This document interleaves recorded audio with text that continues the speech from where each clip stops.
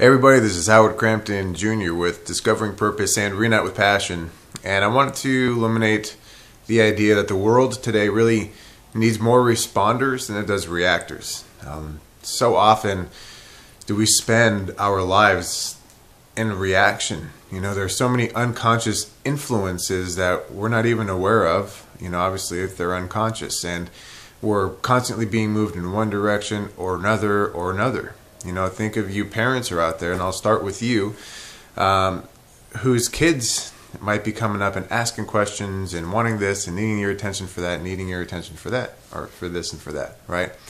And a lot of times we will either react to them and put aside whatever you're doing and cater to their needs, or other times maybe you just get so frustrated that you just tune them out, and if you're at work and you work from home, right?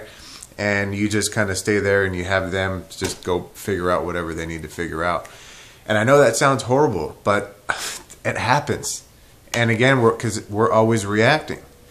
Especially we're busy, we're focused on something, and your child comes up and asks a question.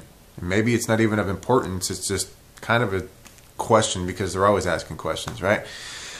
And automatically you tense up because it interrupts your pattern and you start getting frustrated or angry or whatever number other emotions come up for you, right? And we start reacting. So how do you react? Do you react by just shutting them out and you don't react at all or talk to them at all? Do you react by shouting at them or just shooing them away? And how about you entrepreneurs out there? This is another population I want to target, is reacting with work.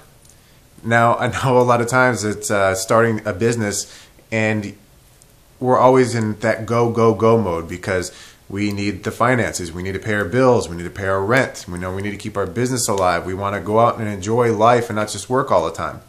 And you get out of bed, the first thing you do is you run your computer and you start checking your emails, right? Well, I got a newsletter from LinkedIn, and I forget, I think it was the CEO of LinkedIn, and then number one thing that he said is the first thing you do when you get out of bed is to not check your emails. He goes, don't check your emails for at least an hour, because once we start getting into that, that's where the snowball effect happens too, and we start reacting and responding to all these people thinking we need to, respond to their emails right away, or we have that fear we might lose them, right? And again, we're always reacting instead of taking time for ourselves.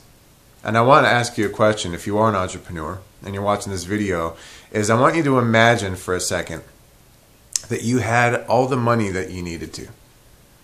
Just pretend, hypothetically, you had more than enough money in your bank account and you were just starting your business, okay? So you might be in the same position if you're just starting out. It's not exactly where you want it to be yet, but you're not really pressured by money. It's all there and taken care of. How would you start your day from the second that you opened your eyes? And some people might be in that reactive thing. Again, I don't want you to react. Some people are reacting right now thinking, well, I would still get up and I would still do this and I would still do that because I'm really passionate about what I do, Howard, and I really want to make a difference in the world.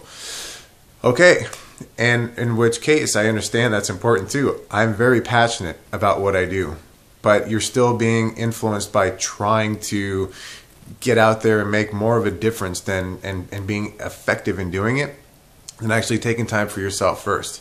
There's this chemistry, this energetic charge that gets sent out, when we're too needy and we want to change people versus accepting them and, finding out where they're at and illuminating ideas so they want to come to us instead. I know that was just kind of a mouthful, but a lot of times we want to help people so much, right? We have a product or we have a service that we think can change the world, and we go out there and it's almost a neediness that we need from people. We want to change them, and in turn, people are going to be resistant.